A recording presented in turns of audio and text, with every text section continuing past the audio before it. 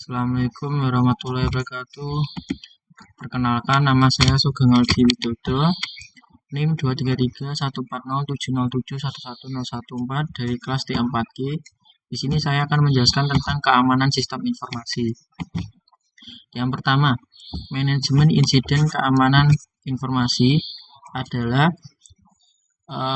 proses sistematis yang bertujuan untuk menangani kejadian yang berpotensi mengancam kerahasiaan, integritas, dan ketersediaan sistem informasi organisasi. Insiden bisa berupa serangan siber, kesalahan pengguna, kebocoran data, hingga kegagalan sistem yang disengaja atau tidak.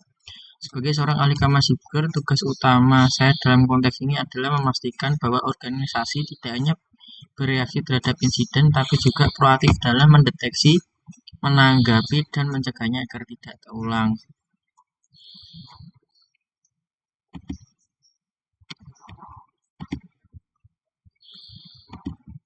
Selanjutnya, untuk studi kasus yaitu insiden e-visa Bali, di mana dalam studi kasus ini terjadi di bulan Oktober tahun 2024, di mana sistem e-visa milik Indonesia mengalami pelanggaran keamanan serius, yaitu QR code yang seharusnya menampilkan data visa seseorang justru menampilkan data milik orang lain. Ini adalah bentuk akses tak sah antar sesi pengguna dan sangat bahaya karena menyangkut data pribadi warga negara asing. Dan penyebabnya yaitu kurangnya isolasi sesi pengguna, di mana serta manajemen sesi yang buruk. Ini bukan serangan dari luar, tetapi murni kesalahan desain sistemnya. Langkah mitigasinya adalah pertama, bisa dilakukan dengan audit keamanan secara menyeluruh. Pelajaran dari kasus ini, sistem bisa berjalan dengan normal, namun tetap menyimpan bom waktu jika tidak dirancang dengan prinsip keamanan sejak awal, di mana hasil dari analisis seorang profesional, pelanggarannya yaitu terjadi pelanggaran akses kontrol dan session management. Tidak adanya segmentasi session antara user berbeda. Langkah mitigasinya bisa juga dengan sistem dimatikan sementara dan dilakukan audit ulang secara menyeluruh. Studi kasus kedua yang paling viral yaitu serangan ransomware di PDN. Juni 2024, server pusat data nasional diserang ransomware setelah seorang pegawai mengunduh software bajakan. Dan ternyata unduhan software bajakan tersebut merupakan pintu masuk paling gampang untuk malware itu masuk. Di sini lemahnya kontrol endpoint, kesadaran pengguna, dan deteksi dini sistem sangat terlihat jelas, sehingga jaringan tidak disegmentasi dengan benar, sehingga menginfeksinya lebih cepat, penyebarannya lebih cepat. Langkah mitigasinya bisa dilakukan dengan beberapa cara, tetapi sebelumnya kita analisis dulu kelemahan apa yang terjadi di kasus PDN ini. Di kasus PDN ini sebenarnya kelemahan ada pada endpoint control, user awareness, and antivirus failure, serta tidak adanya segmentasi jaringan dan deteksi dini dari sistem, sehingga serangan ransomware ini dapat menyerang dengan sangat cepat.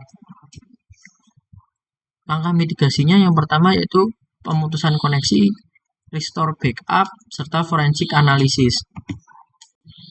Serta di kasus ketiga yaitu kebocoran data Tokopedia. Pada Mei 2020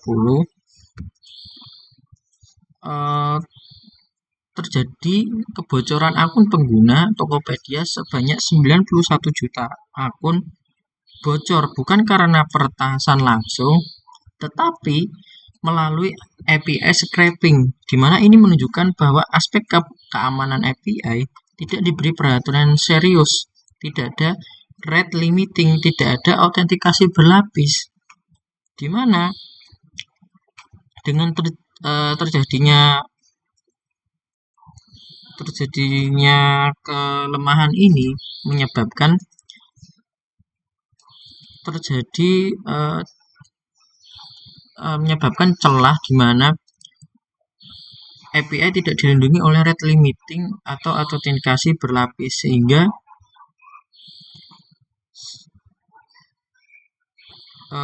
memudahkan terjadinya API scraping, serta password yang dienkripsi tetapi data sensitif lainnya dalam bentuk plain text. Ini sama saja juga sangat rawan karena percuma juga passwordnya dienkripsi tapi data yang lain juga plain text.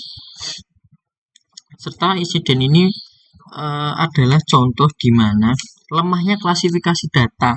Tidak semua data diperlakukan sesuai tingkat sensitivitasnya, dan lebih parah lagi tidak ada kontrol API yang baik.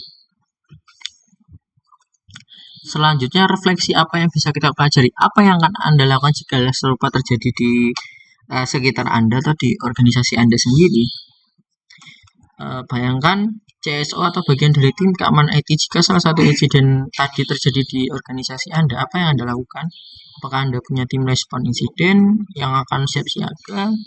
Apakah SOP pelaporan dan mitigasi sudah sesuai, mekanisme eskalasi dan sistem deteksi dini, serta latihan insiden secara berkala? Jika jawabannya tidak atau belum yakin, maka organisasi Anda sedang dalam posisi rentan terhadap serangan cyber, dan ketika saat itu tiba, respon cepat dan terstrukturlah yang menyelamatkan reputasi dan operasional perusahaan. Selanjutnya, standar ISO IEC 27035. Standar ISO atau IEC 27035 adalah pedoman internasional atau standar internasional yang memberikan kerangka kerja formal dalam manajemen insiden keamanan informasi, di mana standar ini menyediakan kerangka kerja untuk persiapan, deteksi, penanggulangan, dan pembelajaran dari insiden dengan komponen utama 270351 prinsip dan proses, 270352 perencanaan dan persiapan, 270353 operasional respon insiden, serta 270354 koordinasi respon. Selanjutnya, ISO IEC 27035 prinsip dan proses bagian ini adalah tulang punggung dari sistem. Bagian ini adalah tulang punggung dari sistem manajemen insiden, dimulai dengan kebijakan organisasi. Semua insiden harus dilaporkan dan ditangani. Lalu dibentuk tim respon insiden IRT yang terdiri dari ahli keamanan, infrastruktur developer, dan tim legal. Pemantauan aktif diperlukan baik melalui sistem SIEM, IDS, atau bahkan log analitik. Gunakan risk matrix untuk menilai prioritas insiden. Sebuah anomali kecil bisa menjadi pertanda awal serangan besar. Dan di bagian ini menekankan pentingnya pembentukan kebijakan manajemen insiden, tim respon insiden, pemantauan sistem secara aktif, penggunaan risk matrix sebagai pilihan awal, serta evaluasi berkala dan pembaruan SOP. Proses ini merupakan proses yang sangat esensialnya sangat tinggi sekali. Serta di ISO IEC 2703552 perencanaan dan persiapan fokus pada kesiapan organisasi, meliputi menentukan otoritas pelapor, membuat dokumen rencana respon insiden, eskalasi laporan secara bertahap ke manajemen, pelatihan tim dari berbagai fungsi mulai dari developer, infra, jaringan, serta melakukan uji coba rutin dan review efektivitas rencana. Dan selanjutnya di ISO IEC 2703553 operasional respon insiden, yaitu menangani insiden saat terjadi deteksi insiden oleh IDS atau user, notifikasi melalui jalur resmi seperti ticketing, email, hotline, serta triage klasifikasi dampak CIA, analisis dan identifikasi pola serangan, containment, isolasi, eradication, dan recovery, serta dokumentasi sebagai lesson learning. Serta contoh implementasi respon insiden. IDS mendeteksi aktivitas mencurigakan menggunakan protokol SMB. Langkahnya pertama, deteksi anomali dikenali oleh SOC. Notifikasi laporan dikirim ke tim respon insiden. Triage insiden masuk kategori high impact. Analisis malware menggunakan exploit external blue. Containment host diisolasi. Eradication malware dihapus, firewall diperbarui. Recovery sistem dipulihkan, layanan dikembalikan, serta laporan disusun untuk audit dan pembelajaran. Dan di NIS SP 861 panduan AS, panduan dari AS untuk menangani insiden siber, fasenya preparation, bangun CSIRT, buat kebijakan, detection dan analisis, pantau dan analisis anomali, containment, eradication, recovery, lesson learned, evaluasi dan perbaikan. Sistem keunggulan NIS adalah pendekatan yang sangat praktis dan terstruktur, cocok untuk implementasi operasional. Dan selanjutnya strategi rekomendasi profesional. Sebagai ahli keamanan siber, saya memberikan rekomendasi setiap organisasi harus punya insiden respon plan tertulis, tim harus dilatih dan diuji secara berkala dengan skenario nyata. Pastikan ada CM, backup, offset, forensic toolkit, integrasikan keamanan dalam sistem tahapan SDLC, security by design, serta dokumentasi insiden harus disimpan dan dijadikan dasar pembuatan kebijakan.